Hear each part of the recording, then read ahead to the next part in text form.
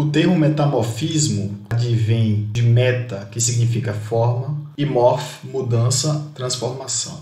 Foi um termo proposto em 1830 por Charles Lyell para descrever o processo formador dessas rochas. Ou seja, elas se originam de outras rochas preexistentes em resposta a mudanças nas condições de temperatura e pressão na crosta terrestre, sendo um conjunto de transformações com mudanças na estrutura, textura e composição mineralógica e química pelas quais uma rocha preexistente, denominada de protólito, se adapta às novas condições físico-químicas no interior da crosta terrestre. É importante destacar que o metamorfismo resulta de reações no estado sólido e os principais parâmetros físicos envolvidos são a temperatura e a pressão.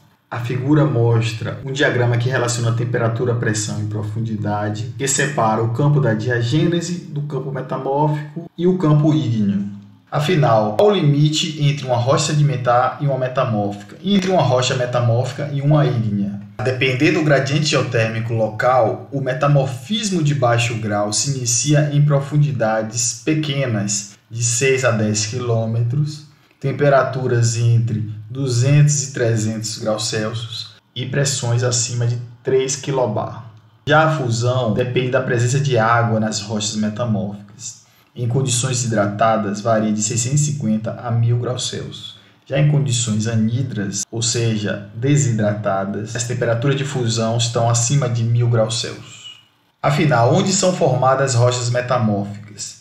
A representação mostra o limite entre a crosta continental e o manto, representado pela descontinuidade de Morrow. Nas porções mais superficiais tem uma pressão ou peso das rochas, enquanto que o manto fornece um intenso calor abaixo. Dessa forma, a atuação conjunta da pressão e da temperatura origina as rochas metamórficas na crosta continental em profundidade. Essas rochas metamórficas podem sofrer um possível soerguimento para a superfície, estando exposta devido à ação da isostasia, um processo conhecido como retrometamorfismo. Em geral, a mineralogia ou a textura das rochas metamórficas são modificadas até a obtenção do equilíbrio de acordo com as novas condições de pressão e temperatura vigente. Essas novas condições reequilibram fases minerais, ou seja, com o aumento da temperatura, os argilominerais existentes no protólito, ou seja, nas rochas sedimentares originais, são substituídos por micas e outros silicatos aluminosos, como a granada ilustrada na figura.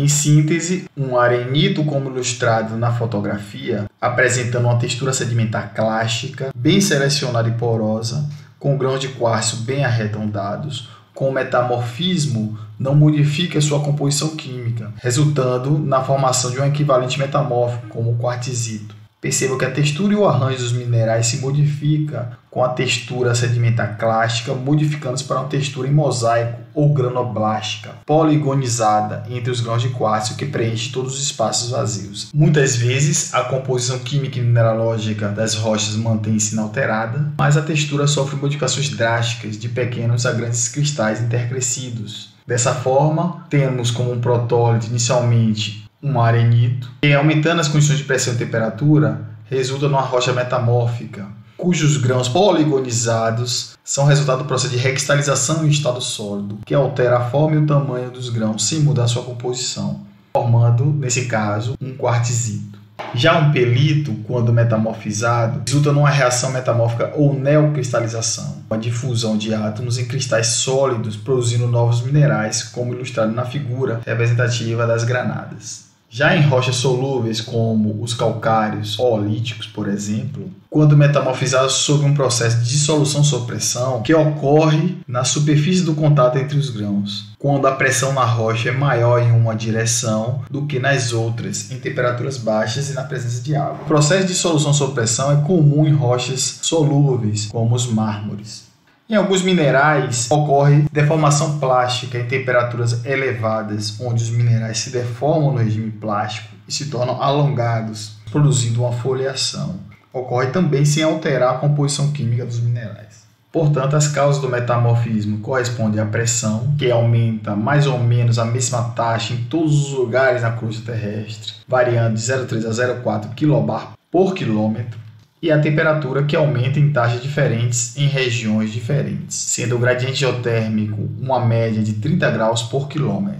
mas variável entre os ambientes tectônicos, sendo em um arco vulcânico associado às zonas de subducção, onde a isoterma de 1.300 graus Celsius está a 50 km de profundidade, e o gradiente geotérmico varia de 20 a 30 graus por quilômetro. Já uma zona de extensão como rifts continentais e cinturões de montanhas, a isoterma de 1.300 graus varia, mas encontra-se em uma profundidade em torno de 30 km, com um gradiente geotérmico variando de 40 a 50 graus Celsius por quilômetro. Em uma litosfera continental antiga e estável, como representada pelas massas continentais estabilizadas, a isoterma de 1.300 graus Celsius dispõe a uma profundidade de aproximadamente 65 km, com um gradiente geotérmico em torno de 20 graus Celsius por quilômetro. Perceba que o gradiente geotérmico modifica de acordo com o ambiente geotectônico, sendo maiores nas zonas de subducção e menores nos continentes estabilizados. Portanto, temos como causa do metamorfismo a temperatura, responsável pela recristalização dos minerais, ligando-se em novos arranjos e criando novas assembleias minerais, mudando a textura e a mineralogia. Já a pressão modifica também a textura e a mineralogia e é subdividida na pressão confinante, que corresponde à força aplicada em todas as direções, e a pressão dirigida ou tensão diferencial, que resulta de uma força exercida em uma direção particular. Em geral, o calor reduz a resistência das rochas, e a pressão dirigida causa dobramento intenso e deformação em cinturões de montanha, muitas vezes desenvolvendo uma estrutura planar penetrativa representada pelas foliações, e possibilita a inferência das condições de formação das rochas através da análise da textura e mineralogia das amostras, bem representada pelos geobarômetros, ou seja, minerais que marcam as condições de pressão e temperatura existentes naquele ambiente geotectônico. As figuras mostram os dois tipos de pressão, onde a pressão confinante é o resultado do peso das camadas sedimentares e se distribui igualmente em todas as direções, e a pressão dirigida corresponde à pressão resultante do movimento das placas tectônicas que causa espessamento da crosta, deformação e recristalização em estado sólido, muitas vezes produzindo estruturas planares penetrativas. Já os fluidos modificam a composição da rocha por transporte de íons e substituição química, em um processo conhecido como metasomatismo. Os fluidos têm um papel extremamente importante em acelerar as reações químicas metamórficas. As causas do metamorfismo resultam de forças verticais, como informado anteriormente. Essas forças verticais, também conhecidas como pressão litostática, é originada pelo peso das camadas subjacentes. E a pressão dirigida é resultado das forças horizontais, que são originadas pelos esforços tectônicos atuantes em uma determinada região. O tipo de pressão, principalmente a pressão dirigida, resulta no desenvolvimento de uma foliação, onde os minerais metamórficos podem ser comprimidos, alongados ou rotacionados, de forma a se alinhar em uma direção particular, dependendo do tipo de tensão aplicada às rochas. A figura mostra uma rocha antes do metamorfismo, onde os minerais encontram-se aleatórios na estrutura da rocha. Com a aplicação de um estresse, isso resulta numa orientação preferencial dessas rochas, desenvolvendo estruturas planares penetrativas no corpo rochoso, formando um gneiss representado por um bandamento gneissko, ou seja, a segregação metamórfica entre minerais máficos e félsicos. A figura mostra o desenvolvimento de uma foliação de uma rocha metamórfica, onde durante a recristalização as micas crescem com os planos de sua estrutura de filosilicatos alinhados perpendicularmente à direção da tensão, desenvolvendo uma estrutura planar penetrativa representada por uma foliação.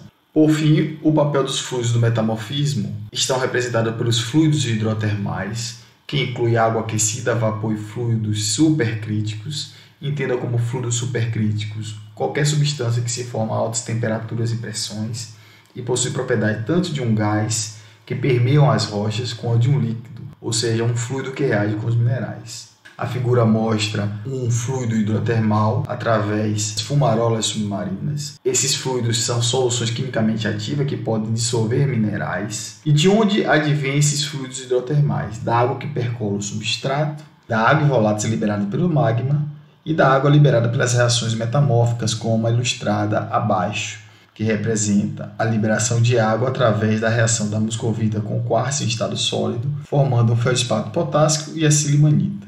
A reação ilustrada é um exemplo típico de uma reação de metasomatismo, que corresponde ao processo que resulta na mudança da composição química da rocha devido a reações com fluidos hidrotermais e transporte de elementos químicos.